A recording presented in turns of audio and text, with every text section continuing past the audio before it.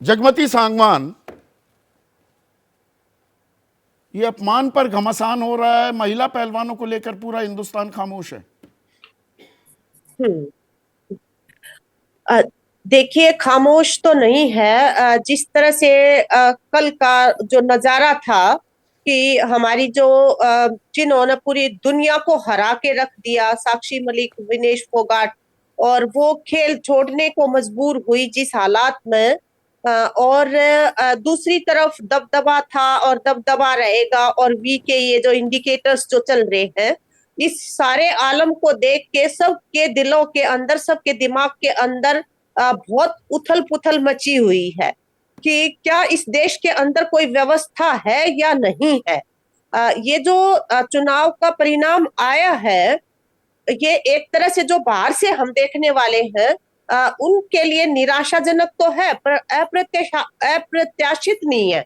क्योंकि शुरू से ही, जब से हमारी कुश्ती खिलाड़ियों ने अपने ऊपर होने वाली यौन हिंसा के खिलाफ सवाल खड़े करने शुरू किए और कार्रवाई की मांग करी, प्रधानमंत्री से लेकर, गृह मंत्री से लेकर, खेल मंत्री से लेकर, तभी से उनके साथ जो सलूक किया गया कि उन्होंने जवाब नहीं दिया, फिर उन्होंने एफआईआर दर्ज करवाना चाहिए, वो एफआईआर भी सुप्रीम कोर्ट की इंटरवेंशन से हुई। फिर उसके बाद एकदम ब्रिजभूषण की जो गिरफ्तारी हो सकती थी पॉक्सो की वजह से, वो पॉक्सो हटाने के लिए पूरा मतलब राजनीतिक और सारे जो प्रशासनिक इनकी मशीनरी थी, वो जुट गई कि किसी प्रकार से उस परिवार का मनोबल तोड़ा जाए जिसकी जो नाबालिग बेटी के साथ यौन हिंसा हुई है। और वो किया गया था, तमाम दल बल के साथ किया गया। और फिर जो इन्वेस्टिगेशन के नाम पे जिस तरह से दिल्ली पुलिस ने हीला हवेली करती रही, वो जो, तो ये जो तमाम आचरण जो है, ये राजनीतिक संरक्षण जो ब्रिजभूषण को प्राप्त था उसकी वजह से ये था।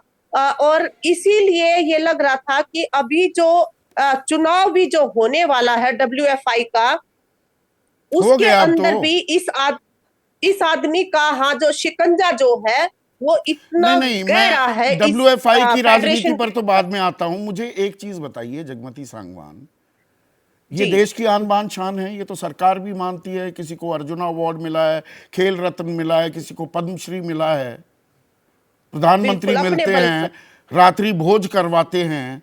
संन्यास ले लिया किसी जी। ने, सत्ता पक्ष से हाँ। हाँ। एक शब्द नहीं आया। या पद्मश्री वापस कर रहे हम्म। हैं बजरंग पूनिया, किसी ने ये नहीं कहा अरे भैया क्या कर रहे हो, हम आते हैं ना, बैठते हम्म। हैं, दिक्कत क्या है, हम सुलझाते हैं। हम्म। हम्म। बिल्कुल, सबसे ज्यादा परेशान करने वाला सबब यही है कि एक पद्मश्री अवार्डी जो है, वो तो महिलाओं की जो गरिमा है, उनकी जो इज्जत है, उसको तो उसका ख्याल है, वो उससे उतना ज्यादा परेशान है कि उनकी लड़ाई में उनको न्याय नहीं मिला। तो ये जो मसला है, ये मेरे दिल को कचोटता है, और इसमें मैं मान सम्मान लेके सरकार के और ऐसे चुप बैठा रहूं, ये दिल नहीं मानता। उसके अंदर तो इस तरह की मानवीय संवेदनाएं जाग रही हैं, लेकिन जो असल में जिनकी जिम्मेवारी है कि इनकी गरिमा बनी रहे, हमारी ये जो विश्व विजेता है, और उनके तमाम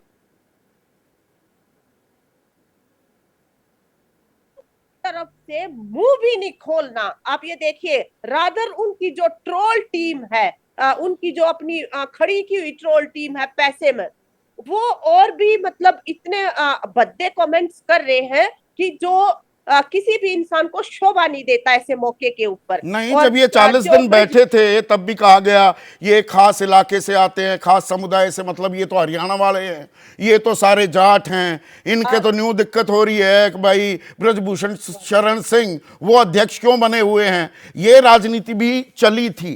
पर देवेंद्र शर्मा जगदीप सर, धनखड़ एक को मिनट। इनको जाट नजर आता है, और हाँ, ये लड़कियां जो है जगदीप धनखड़ के सामने बेइज्जत होती रही। ये जाट नहीं थी क्या? उसने एक बार मुंह खोला क्या?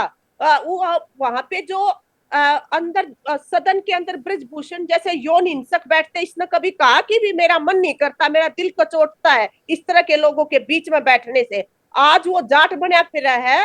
पहले याद नहीं आई यह बात कि ये लड़की, ये भी तो जाटा की होंगी, किसान भी तो जाट होंगे। तब इसने कद्दे याद नहीं आई इसकी जात है, अब याद आ गई इस मौके के ऊपर जब अपने ऊपर पड़ने लगी है। तो मौके पे मुंह नहीं खोला इस इंसान ने कभी भी। हमारे और यहाँ पर जाति को लाना तो बिल्कुल ही गैर जरूरी हो जाता है। जैसे ही घड़ी का काटा दोपहर 2:30 पे आए, बबीता जी का दिल सास बहू साजिश के लिए मचल जाए। और ये है इनकी बहू, पूरे दिन ऑफिस की टेंशन हो जाए गॉन जब ये करें अपना फेवरेट शो फ्री टाइम पे ऑन। इनकी तरह आप भी देखिए अपना फेवरेट शो अपने टाइम पर और डाउनलोड कीजिए एबीपी लाइव ऐप अपने स्मार्ट टीवी पर।